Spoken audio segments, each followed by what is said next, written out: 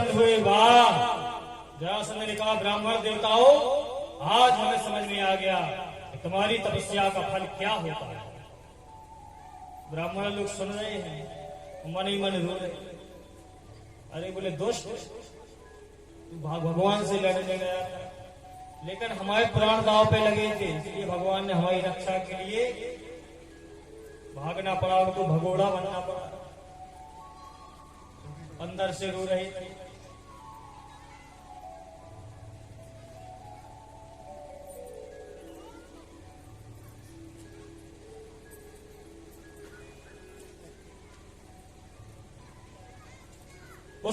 उसने जरासंध ने ब्राह्मण आदि को बहुत दान दिए और आशीर्वाद दिए। तो विदुर जी कहते, राजन, आप कृष्ण और बलराम नई नगरी में आए, राज्य करने लगे। एक दिन की बात है, सुखदेव जी कहते हैं, राजा परीक्षित, राजा रेवत अपनी पुत्री के लिए वर की खोज में कई जगह गए, लेकिन उनको कोई सुयोग वर नहीं मिल रहा। इसलिए फिर अंत में निर्णय लिया कि हम ब्रह्मा जी के पास जाएंगे, ब्रह्मा जी जैसी आज्ञा करेंगे वैसी हम कार्य करेंगे। ब्रह्मा जी के पास पहुंचे, विनती की तो ब्रह्मा जी ने कहा, देखो काफी समय हो गया, काफी वर्ष निकल गए, तुम एक काम करो, इस समय भगवान श्री कृष्ण पृथ्वी लोक पर लीला कर रहे हैं, इसलिए तुम जाओ, उनके बड़े भाई हैं बलराम, उनको दामाद बना लो, क्योंकि धरती पर उनसे बड़ा बलशाली कोई नहीं है। ब्रह्मा जी ने आज्ञा दी, द्वारकापुरी आई। महाराज रेवत ने बात रखी, भगवान ने स्वीकार किया। महाराज रेवत की कन्या का नाम रेवती था। बलराम जी छोटी लगे और रेवती लंबी चौड़ी लगे, उनके सतयुग की हती। तो दाऊ जी महाराज ने अपने हल से उनको अपने लेवल पे मिला लिया। कृष्ण बलराम और रेवती का विवाह संपन्न हुआ। बोलो रेवती बलराम जय हो। बड़े भैया को ब्याह हो, अब इनकी बारी आई, जिसके लिए आप लोग इंतजार कर रहे हैं। बोलो बोलो द्वारकाधीश महाराज जय हो। विदर्भ देश के राजा थे भीष्म। भगवान की वाणी में उनकी वीरता सुन सुन करके इतनी प्रभावित हुए कि उनके मन में निश्चय हुआ और निश्चय कर लिया कि अपनी पुत्री का विवाह हम कृष्ण के साथ में करेंगे। लेकिन भीष्म का जो सबसे बड़ा पुत्र था, जिसका नाम था रुक्मी, रुक्मी जरासंध का साथी था, इसलिए जरासंध के साथ में रह करके वो भी कृष्ण को भी अपना शत्रु मानने लगा। जिस प्रकार से जरासंध गालियां बकते थे, तो वो भी गालियां देने लगा। अच्छी खामो खा के शत्रु बना ले, बिना ही मतलब के शत्रु बना ले। बोले हमारे मित्र के शत्रु, तो बोले हमारे शत्रु। इसने क्या प्रस्ताव दिया? बोले शिशुपाल के साथ में अपनी बहन का विवाह करेंगे।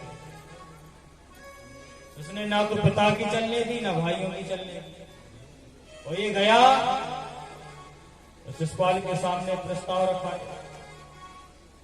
रुक्मिणी जितनी सुंदर थी, स्वयं भगवती लक्ष्मी के समान। तो रुक्मिणी की भी रूप की दसों दिशाओं में चर्चा हुआ करती थी।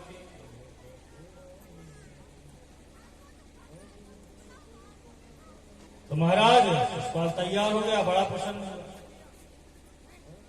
एक दिन की बात है, रुक्मिणी घबराने लगी तो भगवान के लिए पत्र लिखा, और जब भगवान को गुप्त रूप से पत्र पहुंचाया, तो जब भगवान ने वो पत्र पढ़ा तो रुक्मणी जी का जो पत्र देखा, रुक्मणी जी ने कहा, प्रभु अभी तक हमने आपके दर्शन नहीं किए, केवल हम आपके बारे में सुनते रहे, आपकी लीलाओं के बारे में हम सुनते रहे। जो हमने आपको सुना तो हमने आपको अपने मन से, अपने तन मन से आपको ही पति स्वीकार किया। लेकिन प्रभु मेरे बड़े भाई रुक्मी हमारी इच्छा के विरुद्ध शिशुपाल को प्रस्ताव देकर के आए। इसलिए प्रभु हमारी विनती ये है कि सिंह का काम से आज ना कर ले जाए, इसलिए प्रभु हमारी रक्षा कर। जो पत्र पड़ा तो भगवान तैयार हो। तो दारुक से कहा, दारुक जो अपने घुड़साल में सबसे तेज घोड़े दौड़ते हैं उनको रथ में लगाओ, सीता विदर्भ देश चल रहा है। महाराज भगवान निकल गए। उधर शिशुपाल अपनी बारात लेकर के विदर्भ देश पहुंच गया। और जो बारात के जो गोला आदि घलने लगे, रुक्मणी जी की चिंताएं बढ़ने लगी। हे भगवान अभी तक तो कृष्ण आए नहीं, वही आ गया। लेकिन भगवती कुछ समझ रहे थे कि हे माता, हे जगत जननी, हमारी इच्छा पूरी करना। अचानक घोड़े भागते हुए दिखाई दिए तो बलराम जी ने देखा कि ये कन्हैया आधी रात के समय किसी और के साथ कहां चले गए। तो नौकर से पूछने लगे, क्यों इतनी शीघ्र दौड़ते कहां गई? किसी ने कोई उत्तर नहीं दे पाया। बोले महाराज कोई नौकर आया था, कोई सेवक आया, उसने कहा मुझे मिलना है, एक पत्र है, हम काऊ को नहीं देंगे, केवल उन्हीं को देंगे। इसलिए महाराज हम अंदर गए। अब का बात भाई का करो? बोले हम नहीं जाए। जब बोले जब वो सेवक लौटो तो महाराज तो रथ तैयार है, तुरंत बैठे हो भाग भागे नजर आए। तो बलदाऊ जी तुरंत कृष्ण के कक्ष में पहुंचे तो देखा तो पत्र रखा हुआ था। तुरंत उठाया और पढ़ने लगे। ओ बोले विदर्भ देश गए विवाह करने के लिए। अरे कम से कम हमें बता तो देते, तो हमने सुना है कि शिशुपाल बारात लेकर के जा रहा है। तो दाऊ जी ने कहा कुछ गड़बड़ होने वाली है। इसने कहा सैनिकों तुरंत यदुवंशियों की सेना तैयार करो, शीघ्र बोले चढ़ाई करना है। बोले निश्चय ही अगर कन्हैया गया है तो युद्ध जरूर होगा। बोले जो आज्ञा महाराज। तो यदुवंशियों की सेना तैयार हुई। बोले शीघ्र, ध्यान करियो काऊ को सोने तक नहीं है, जब तक पहुंच न जाओ आंख बीच बहुत दुर्लभ है। नहीं बोले महाराज नहीं सोए। बोले खूब जीवे जितनी तब हो सो दौड़ो। वहां गए आगे भगवान उतने भयंकर दौड़े कि पीछे से बराबरी पे आ गए। और दाऊ जी बोले काहे कन्हैया, हमने ये तक भी नहीं बताया कि कहां जा रहे हैं। भगवान हंसने लगे। मुझे पता था कि हमारे भैया हमको कितना चाहते हैं, हमें विश्वास था कि तुम तुरंत पीछे लगते आ जाओगे। अरे बोले चिंता नहीं करो। बोले अब बोले वाह हमने जाने। बोले तुम्हें जो काम करने जो करो। इतने में सेवक से कहा बोले बताओ विवाह में एक नियम होता है कि बिटिया गौरी पूजन के लिए जाती है। ये हो महाराज। बोले जी बताओ गौरी मंदिर कहाँ है? तो सेवक ने बता दिया। बोले ठीक है तो हम वहीं मिलेंगे। तुरंत सूचना दी, किसी पता नहीं चला। तो रुक्मणी जी गौरी पूजन के लिए गई। तो जैसे ही गौरी मंदिर के पास में पहुंची तो महाराज क्या हुआ, सेना चारों तरफ खड़ी, घबरा गई। हे भगवान यहाँ सेना कहां से आ गई? अंदर गई, पूजा करने लगी, माता भगवती को मनाने लगी। हे मां, यदि हमने मन और वचन कर्म से आपकी सेवा की हो हमारी पूजा में कोई खोट ना हो। यदि हमारी पूजा से आप प्रसन्न हैं, खुश हैं, तो बस हमें यही वरदान दीजिए कि हमें भगवान श्री कृष्ण ही पति रूप में प्राप्त हो जाए। तो माता की नाना प्रकार से पूजन किया तो तुरंत गोद में आशीर्वाद के रूप में पुष्प गिरा से प्रसन्न हो। और जब लौट करके मंदिर से आई तो देखा तो भगवान नजर नहीं आ रहे। अब खड़े खड़े सोच रहे हैं कि हे भगवान कहां गए। अंदर से शरीर कांप रहा है। इतने में क्या देखा कि घोड़े के चलने की आवाज सुनाई पड़ी, टक टक टक टक टक टक। जो आवाज कानों में हुई तो देखने लगी, लगता है यार अब भगवान की लीला देखो, भगवान की माया देखो। जैसे भगवान आए तो जितने पहरेदार लगे हुए थे शिशुपाल के, वो सब रुक्मणी की रक्षा के लिए लगे हुए थे। उसने आज्ञा दी कि जाओ, मुझे भय लगता है कहीं यदुवंशी ना आ जाए, इसलिए तुम रुक्मणी के इर्द गिर्द में रहो। डरता था। तो जितने जो सेवक थे जो बैर भाव से खड़े थे रक्षा के लिए, महाराज सबकी स्थिति बदल गई। तो उसमें से एक बोलो वाह, बोले शिशुपाल तो बेकार, बोले जा देखो जोड़ी कितनी अच्छी लग रही। तीसरा सेवक बोलो देखो तो बाल कितने अच्छे हैं। चौथे बोले बाल तो ठीक है, बोले दांत देखो मोतियन की तरह चमक रहे। उसमें से एक बोलो देखो हमें तो रथ अच्छा लग रहा है। एक बोलो वाह, घोड़ा भी कितनी दमदार है, देखो अलग दिखा रहे चले। महाराज सब अपने अपने में लगे। भगवान हंस रहे हैं। सब अपने जो अस्त्र शस्त्र लिए थे, शिशुपाल ने कहा था जैसे आस प्रहार करना, तो महाराज प्रहार करोगे तो भूल गए, सब लाए खड़े हो वर्णन करते रहे। भगवान ने हाथ का इशारा किया, देवी आपको पहचान गई, यही हमारे स्वामी। तो भगवती माता को प्रणाम किया और देवी रुक्मणी जी तुरंत रथ पर सवार हुई। तो माता से कहा मैया आज तुमने मुझे पूजा का फल हमको प्रदान कर दिया। और सब वर्णन करते जा रहे, बोले वाह भैया जा जोड़ी जो इतनी के जगह।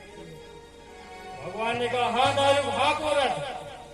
और जैसे वायु की तरह वेग की तरह दौड़ा रहा, वायु वेग से चलने का से बोला क्यों रे, हम सब काय को खड़े थे।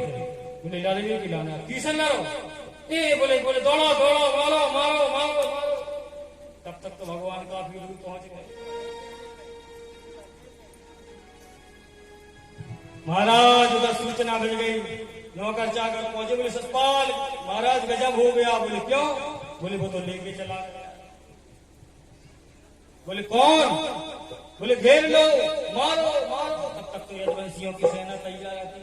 तो बलराम जी बोले हाँ भैया अपने अपने मूसर तैयार करो, अपने अपने धनुष बाण तैयार करो, चलाओ। बोले महाराज भयंकर युद्ध हुआ। रुक्मिणी ने सौगंध खाई। बोले शिशुपाल तो हमारे परम मित्रों, हमने तुम्हारे साथ कोई छल नहीं किया है। हम कृष्ण को ही मार के अपनी बहन को वापस लाएंगे। और यदि हम अपनी बहन को वापस लेकर के नहीं आए तो उस नगरी में अपना मुंह नहीं दिखाएंगे, हमारा वादा है। महाराज दौड़ पड़ा ये भी रथ लेकर। तो महाराज इसने आवाज लगाई, कृष्ण तू इतना भगोड़ा हो गया है, मैं चिल्ला रहा हूं, युद्ध के लिए चेतावनी दे रहा हूं, तो सुन ही रहा है। तो भगवान ने कहा ठीक है दारू गुरु को उनसे निपट ले। तो महाराज भयंकर युद्ध हुआ रुक्मिणी से, रुक्मिणी को परास्त कर दिया। इतने में दाऊजी महाराज ने काऊ के गोले टोले, काऊ के हाथ टोले, वहां से युद्ध करके वापस लौटे। सतेज रुक्मिणी को मार रहे थे। तो दाऊजी ने रोक दिया, अरे क्या कर रहे हो, अपना रिश्तेदार बन गया, मारो मत। महाराज परास्त हो गया, बड़ा लज्जित हुआ। रुक्मणी ने प्रार्थना की, बोले प्रभु अब जैसा भी हो है तो हमारा भैया, यदि बहन के सामने भाई को मार दोगे तो हमारा यह मौत कलंकी हो जाएगा। लोग ही कहेंगे देख लो अपने भैया को मरवा दिया और स्वयं मारे, इसलिए प्रभु हमारी रक्षा कर। भगवान ने छोड़ दिया, ठीक है तो जाओ, छोड़ दिया, कल लौट जाओ। लेकिन महाराज ये घर लौट करके नहीं आया, इसने भोजगढ़ नाम का एक अलग से नगर बसाया। जयकारा लगाते हुए द्वारकाधीश की बोले, द्वारकाधीश सरकार की महाराज द्वारकापुरी में लौटे आए। भगवान की दुआ की तैयारियां वहीं चल रही है। तो सभी लोग बड़े भाव से ताली बजाते हुए बड़े भाव से गाएंगे। आओ मेरी सखियों मुझे मेहंदी लगा दो, मेहंदी लगा दो मुझे ऐसी सजा दो, मुझे श्याम सुंदर की दुल्हन बना दो, मुझे श्याम सुंदर की दुल्हन बना दो। आओ मेरी सखियों मुझे मेहंदी लगा दो, आओ मेरी सखियों मुझे मेहंदी लगा दो, मेहंदी लगा दो मुझे ऐसी सजा दो, मेहंदी लगा दो मुझे ऐसी सजा दो, मुझे श्याम सुंदर की दुल्हन बना दो, मुझे श्याम सुंदर की दुल्हन बना दो।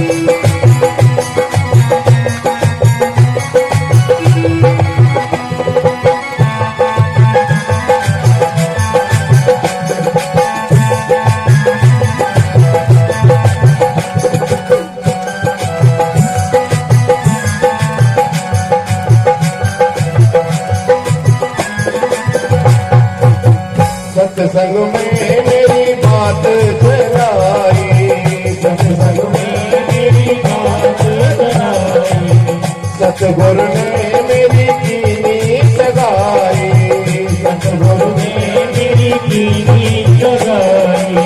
उनको बोला के हाथ ले बातों करा दो, उनको बोला के हाथ ले बातों करा दो, उनको बोला के हाथ ले बातों करा दो, उनको बोला के हाथ ले बातों करा दो, मुझे श्याम सुंदर की दुल्हन बना दो, मुझे श्याम सुंदर की दुल्हन बना दो।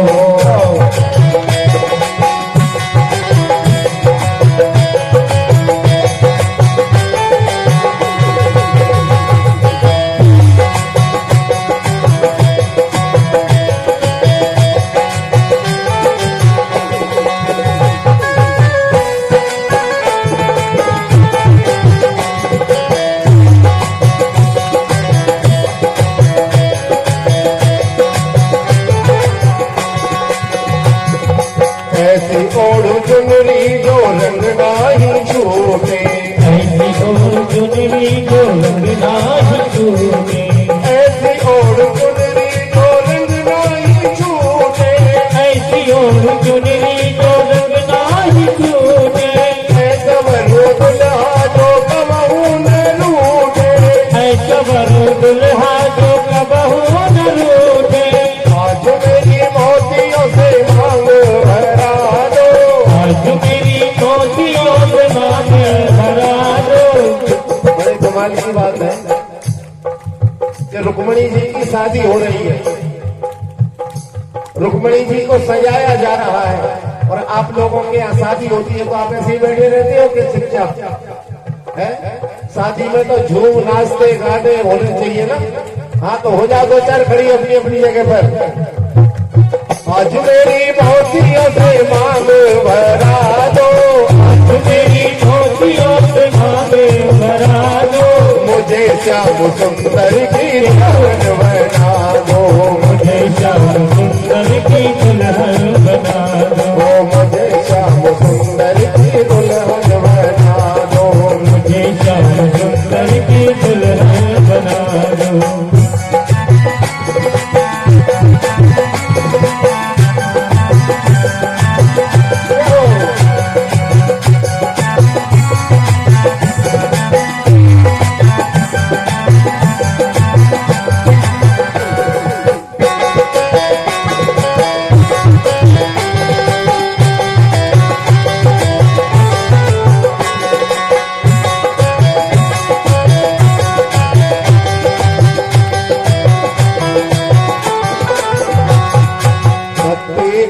सुरमा में आंख में लगाऊंगी, भक्ति का सुरमा में आंख में लगाऊंगी, दुनिया से नाता तोड़ उनकी हो जाऊंगी, दुनिया से नाता तोड़ उनकी हो जाऊंगी।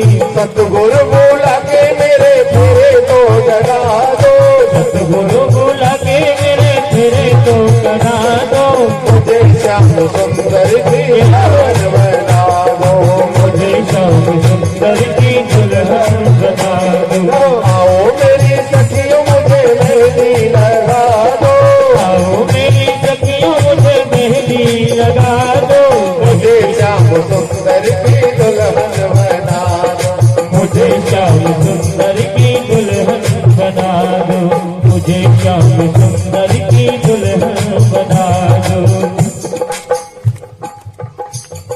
और आखिरी बात, बांध के घुंघरू में उनको रिझाऊंगी, देखे घुंघरू में उनको दिखाऊंगी, बांध के घुंघरू में उनको रिझाऊंगी, बांध के घुंघरू में उनको दिखाऊंगी, लेके एक तारा में शाम श्याम गाऊंगी, लेके एक तारा में श्याम श्याम गाऊंगी। सखियां बोला के मेरी विदा तो करा दो, या बोला के मेरी विदा तो करा दो, मुझे श्याम सुंदर की दुल्हन बना दो, मुझे श्याम सुंदर की दुल्हन बना दो। आओ मेरी सखियों मुझे मेहंदी लगा दो, आओ मेरी सखियों मुझे मेहंदी लगा दो, मुझे श्याम सुंदर की दुल्हन बना दो, मुझे श्याम सुंदर की दुल्हन बना दो। ऐसे खड़े नहीं होना है बहन जी, ऐसे खड़ी थोड़ी होना है, शादी में जैसे डांस करते हैं वैसे डांस करना है। और कहा कि मैंने बांध लिया